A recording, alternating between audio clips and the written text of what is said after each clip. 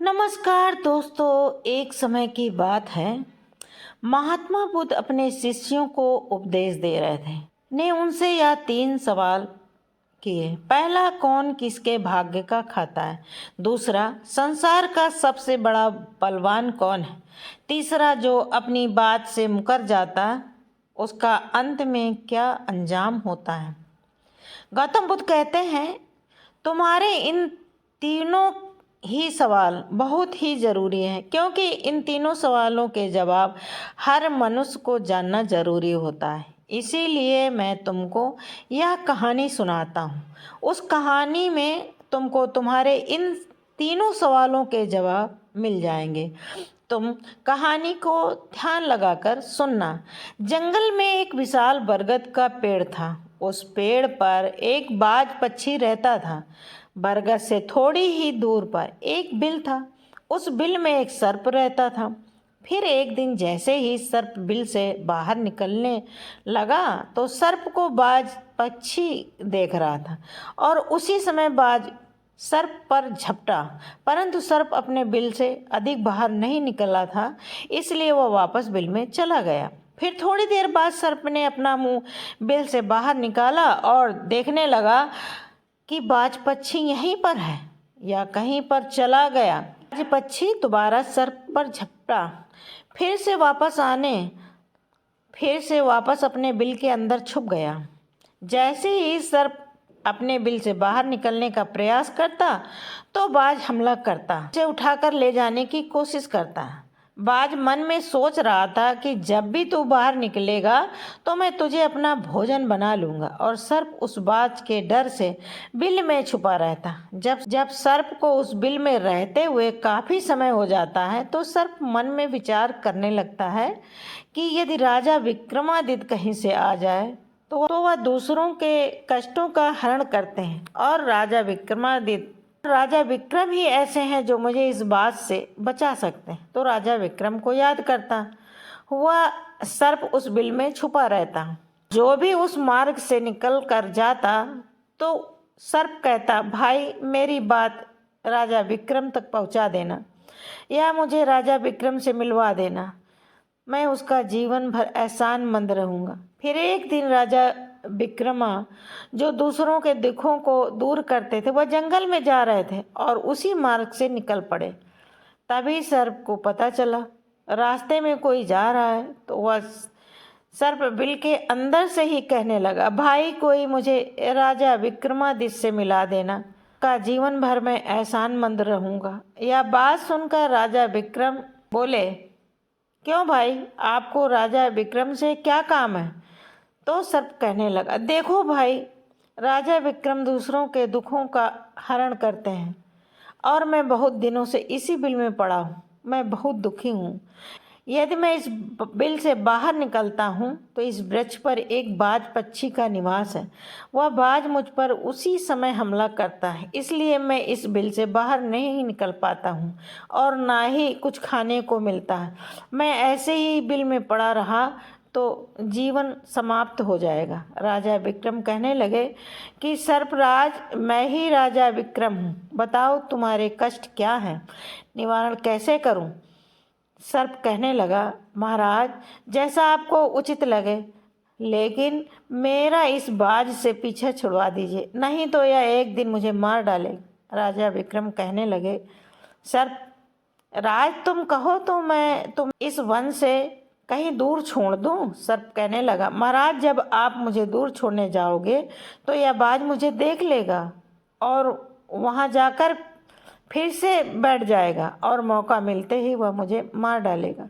राजन, आप मुझे कुछ समय के लिए आपके अंदर बिठा लीजिए, अपने पेट में बैठने के लिए मुझे जगह दे दीजिए, पता नहीं चलेगा सर्प कहाँ गया, और मैं तुम्हारे साथ इस वन से बहुत दूर चला जाऊंगा और आगे जाने के बाद मैं तुम्हारे पेट से बाहर आ जाऊंगा। राजा विक्रम कहने लगे, ठीक है सर्प, आज आप मेरे पेट में प्रवेश कर जाइए। राजा विक्रम अपना मुंह खोल देते हैं और सर्प राजा विक्रम के पेट में प्रवेश कर जाता है और राजा विक्रम के पेट में जाकर बैठ जाता है। जब राजा विक्रम वन में आगे आए और आगे काफ़ी दूर पहुंचने के बाद उस सर्प से कहने लगे कि हे नागराज, अब आप मेरे पेट से बाहर आ जाइए। अब यह सुनसान वन है, इसमें कोई बाज आपको परेशान नहीं करेगा।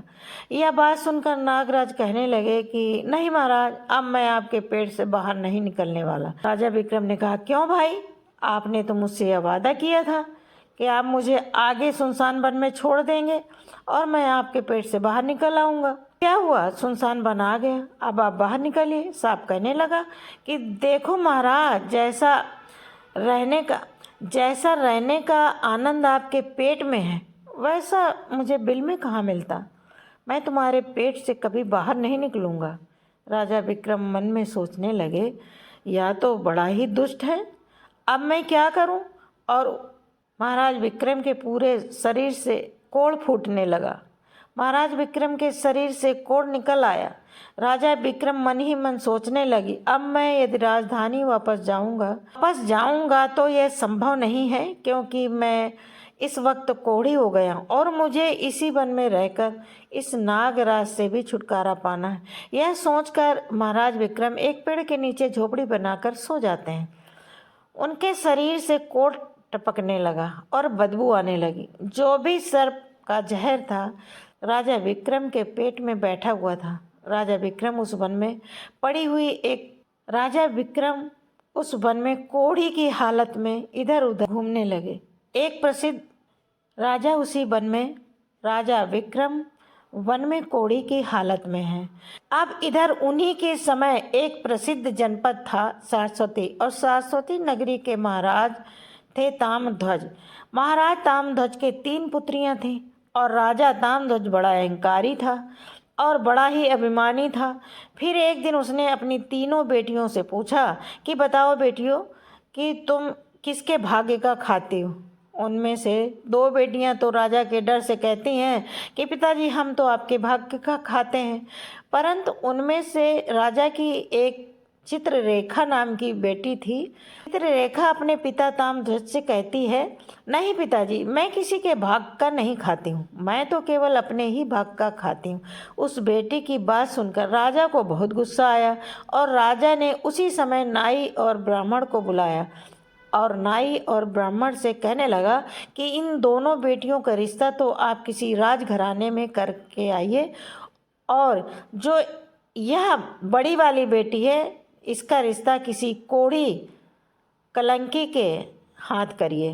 बड़ी वाली बेटी का रिश्ता किसी कोढ़ी कलंकी जिसके हाथ पैर न हो उसके साथ करके आइए। फिर राजा का आदेश मिलते ही नाई और ब्राह्मण उन 3 बहनों का रिश्ता करने के लिए चल देते हैं। उन्होंने राजा की दोनों छोटी बेटियों का रिश्ता राजवंशों में कर दिया, परंतु तीसरी बेटी के लिए वह बर ढूंढते ढूंढते उसी वन से निकले जहाँ राजा विक्रमादित्य थे। जिस वन में राजा विक्रम अपनी झोपड़ी में कोढ़ी के रूप में पड़े हुए थे, उनके शरीर से कोढ़ बह रहा था। तो राजा विक्रम को देखकर नाई और ब्राह्मण आपस में कहने लगे कि इससे अच्छा तो कोई और व्यक्ति है ही नहीं। इसके लिए फिर राजा विक्रम के साथ नाई और ब्राह्मण ने राजा ताम्रध्वज की लड़की चित्ररेखा का विवाह तय कर दिया, और राजा ने भी बहुत जल्दी ही चित्रलेखा को उस वन में ले जाकर विक्रम के साथ उसका विवाह संपन्न कर दिया। राजा विक्रम जैसे महापराक्रमी राजा समय की चपेट में आ गए और एक कोढ़ी का जीवन गुजार रहे थे। वह लड़की बड़ी ही पतिव्रता थी। वह अपने पति राजा विक्रम की सेवा करती थी और वह दोनों छोटी बहनें वह बड़े बड़े राजाओं के घर में गईं तो वह तो आराम की जिंदगी जी रही थी, लेकिन चित्रलेखा राजा विक्रम के साथ दुखी जीवन काट रही थी। कहते हैं जो अपने नियम और सिद्धांतों पर रहता है, ईश्वर हमेशा उसे दुखी रखना ही पसंद करता है।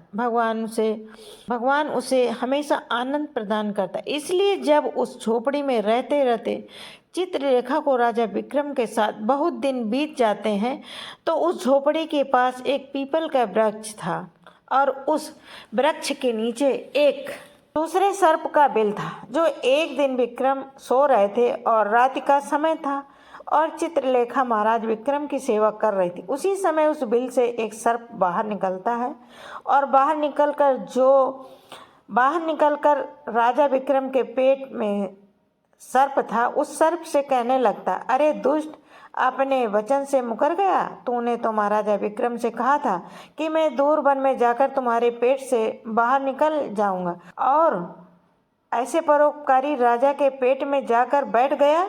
तुम्हारे जहर के कारण राजा के पूरे शरीर में कोढ़ निकल आया।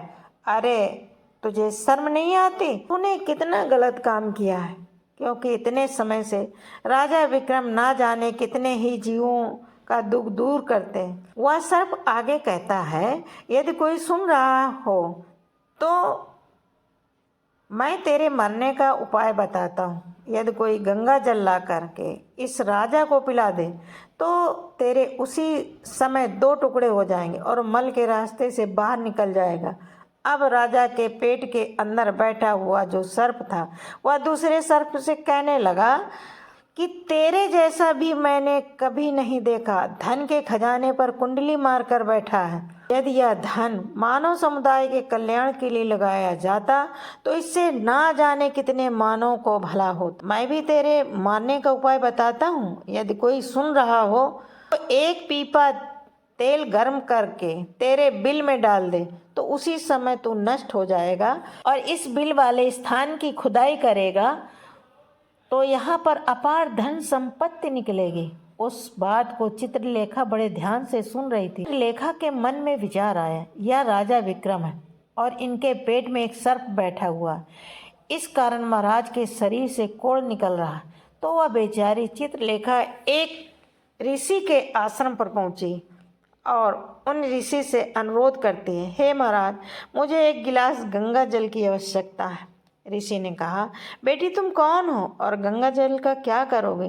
तो वह चित्रलेखा कहने लगी, मुनिवर, मैं राजा ताम्रध्वज की बेटी चित्रलेखा हूँ। मुनिवर, मैं राजा ताम्रध्वज की बेटी चित्रलेखा हूँ और मेरे पति के लिए मुझे दवा के रूप में गंगा जल चाहिए।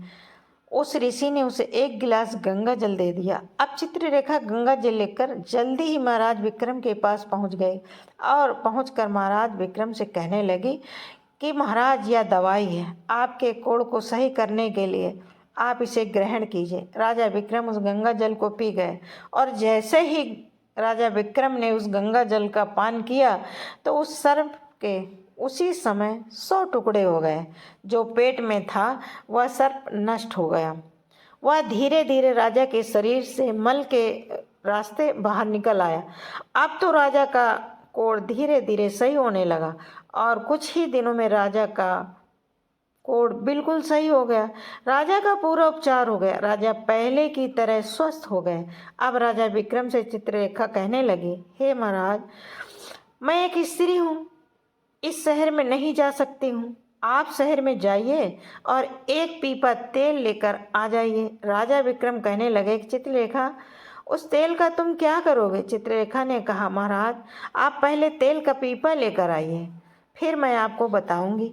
फिर चित्रलेखा की बात सुनकर राजा विक्रम बाजार चले जाते हैं और वहाँ से एक पीपा तेल लेकर आते हैं। चित्रलेखा वहाँ आग जलाती है और उस आग पर उस तेल को गर्म करती है और गर्म करके उस सर्प के बिल में डाल देती है। जैसे ही उस बिल में वह गर्म तेल जाता है, सर्प की मृत्यु हो जाती है। राजा विक्रम से चित्रलेखा कहने लगी कि महाराज, इस स्थान को खोद दीजिए। फिर राजा विक्रम ने जब उस स्थान की खुदाई की तो वहाँ से अपार धन संपत्ति निकली। चित्रलेखा कहने लगी, महाराज देखिए, मैं जानती हूँ कि आप जय नरेश राजा विक्रम हैं, परंतु मेरे पिता ने मेरा अपमान किया है और मुझे एक कोढ़ी को दिया था, परंतु मैं मेरे भाग का खाती हूँ, इसलिए इसी स्थान पर मेरे पिता का जो महल है उससे अच्छा महल बनाना चाहिए। राजा विक्रम कहने लगे, चित्रलेखा, तुम कैसी बातें कर रही हो? हम नरेश हैं, भला यहाँ पर महल क्यों बनाएंगे? आप उज्जैन नगरी को चलिए। परंतु राजा विक्रम के कहने पर भी चित्रलेखा नहीं मानी। फिर राजा विक्रम ने उस वन में एक शानदार महल बनवाया। इस संसार में सबसे बलवान समय होता है और कोई बलवान नहीं होता। जिसका समय अच्छा होता है वह आगे बढ़ता रहता है, जिसका समय खराब हो जाता है, जिसका समय विपरीत हो जाता है, वह पतन की ओर अग्रसर हो जाता है। राजा तामध्वज पर एक दूसरा राजा आक्रमण कर देता है और उस आक्रमण में तामध्वज पराजित हो जाता है। राजा अपने परिवार हित प्राण बचाने के लिए उसी वन में पहुंच जाता है। जब वन में राजा भूखा प्यासा भटक रहा होता है, फटे पुराने और भूख से पीड़ित, प्यास से राजा का गला सूख रहा था, तो राजा घूमते घूमते उस चित्ररेखा और राजा विक्रम के महल के नज़दीक से गुजरता है। तो चित्ररेखा अपने पिताजी को पहचान जाती। चित्ररेखा ने अपने एक सेवक को भेजा और सेवक भेजकर महाराजा ताम्रध्वज, जो कि एक फटी हुई हाल में थे, उनके पास वस्त्र नहीं थे, उन्हें बुलाया। ताम्रध्वज, हमें क्यों बुला रही है? जब राजा ताम्रध्वज उस लड़की के पास पहुँचे तो लड़की को पहचान लिया। चित्ररेखा ताम्रध्वज से कहने लगी कि पिताजी, मैं वही चित्ररेखा हूँ और मैं आपसे या कहती थी भाग्य का खाती हूँ, आपके भाग्य का नहीं खाती। आपने मुझे एक कोढ़ी को दिया, परंतु मेरे भाग्य में तो एक सम्राट लिखा था। देखिए पिताजी, मैं उज्जैन नरेश राजा विक्रम की पत्नी हूँ।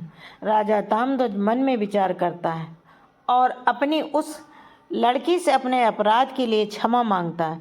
इस संसार में सबसे बड़ा बलवान समय है और हर व्यक्ति किसी दूसरे के भाग्य का नहीं खाता। हर कोई यह सोचता है कि यह मेरे भाग्य का खा रहा है। नहीं, कोई किसी के भाग्य का नहीं खाता। जो खाता है वो अपने भाग्य का ही खाता। हर दाने में लिखा होता है खाने वाले का नाम। तो दोस्तों, कैसी लगी ये कहानी?